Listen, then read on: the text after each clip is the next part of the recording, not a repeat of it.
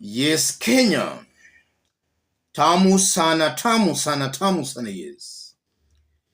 In our next video, we are going to look in details at William Ruto's dressing code.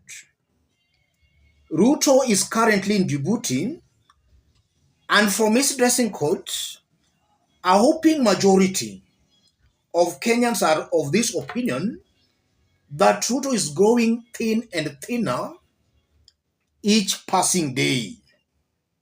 We are going to have a look at that in our next video.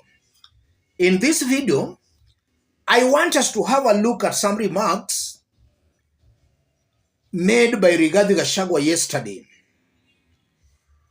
Why I left international trips for Mudavadi, Gachagua.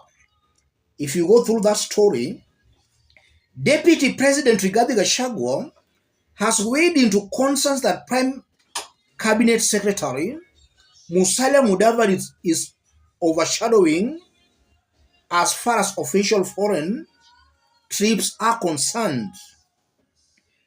I have heard people saying that Musalia is doing my job, that he is the one going to Nigeria while I have been handed the ordinary jobs of fighting alcohol and drug abuse. He said, I told the president to leave me here in Kenya to fight alcoholism and drug abuse, Gachagua said. He added that if he was to participate in events outside the country, they must be about resource mobilization. Ile safari mimi nitaenda ni ile ya kutafuta kitu. Kwenda tu kuona rais mpya akiapishwa, mimi nitarudi na nini? Mimi sina haja, he said. So Rigathi is saying that he is the person who told the president not to allow him travel abroad. That he wants to remain here to deal with local issues. I want us to dissect these remarks for Kenyans to understand exactly what is going on behind the scenes. If you are watching us but you have not yet subscribed, subscribe, give this video a like. Let's proceed. Yes. What's the actual truth happening behind the scenes?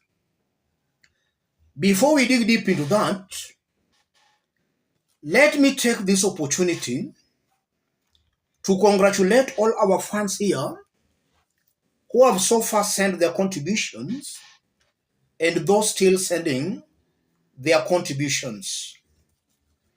We are almost halfway.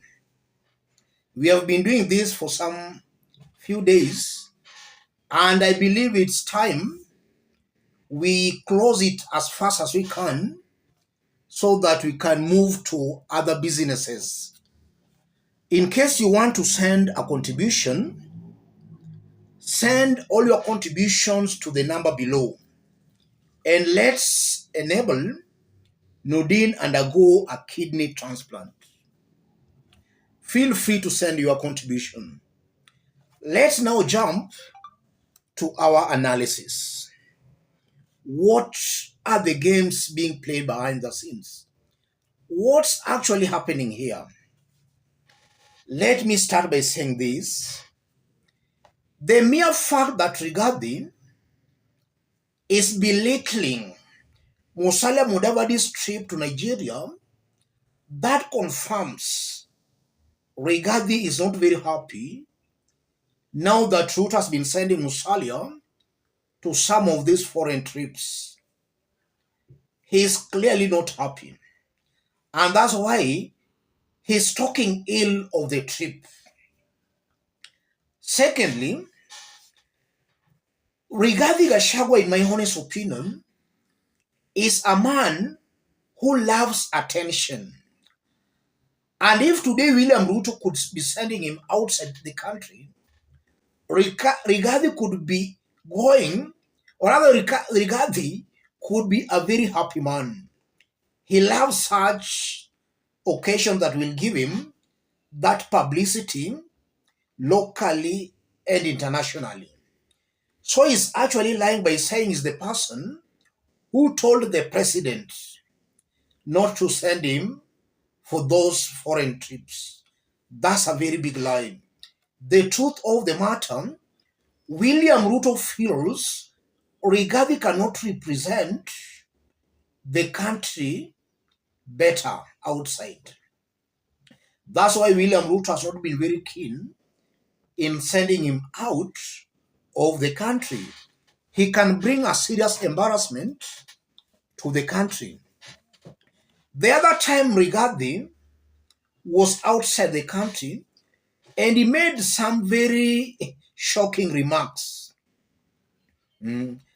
In fact, for the time he has been sent out, the kind of remarks he makes when he's outside there just helps in lowering the country's image outside. So Ruto feels he is not the best person to be going for those foreign trips. That's the actual truth, ladies and gentlemen. And if you look at Rigathi Gachagua, Rigathi was serving his first term as a member of parliament. And from the kind of sentiments he's making now that he is the deputy president, just confirms that he still has that village mentality. He has not matured enough to be a national leader. He still has a village mentality. And that can also explain why Ruto is not very keen on sending him outside. In terms of experience, he is not just experienced enough to represent the country outside. That also goes on to confirm the remarks by Rigathi, also goes on to confirm the split in the government. A government that there is a lot of shadow boxing in this government. If you look at Mudavadi, Rigathi Gachagua and William Ruto, these three individuals are involved in some shadow boxing. And the puppeteer here, or the person who really determines how fierce the fight goes, is William Samoei Ruto. If you look at Rigathi and Musalia, they have no option at all. In fact, they need William Ruto for their political survival.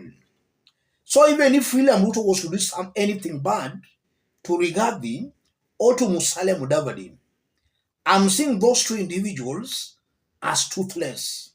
They'll not come out very bravely to challenge William Ruto. After all, their political survival depends on how loyal they are to William Samoei Ruto.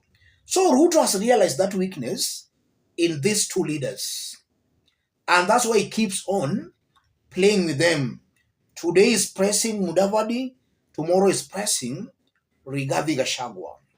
And the person losing in this case, in my honest opinion, is Musalia Mudavadi. Musalia is much more experienced than even William Ruto. I just don't understand why Musalia is that desperate to allow himself between all this, or rather to allow himself in these shadow boxings in Kenya Kwanza government. In my honest opinion, Musalia ought to be a principal leader, a leader with these principles, a leader who should not allow himself be used to fight some proxy wars. That's what I'm seeing here, ladies and gentlemen. As I conclude, it's a fact that Rigathi, entirely this government has failed to deliver. What is now left for them to do, and they can do properly, are side shows. And Rigathi is very good at that. Let me stop it there, ladies and gentlemen. Just as I did indicate when we were starting, if you are watching us for the very first time, but you have not yet subscribed, subscribe, give this video a like. And to those willing to send a contribution to support Nudin and Ago kidney transplant, channel all your contributions to the number below. Let's meet in our next analysis. Thank you.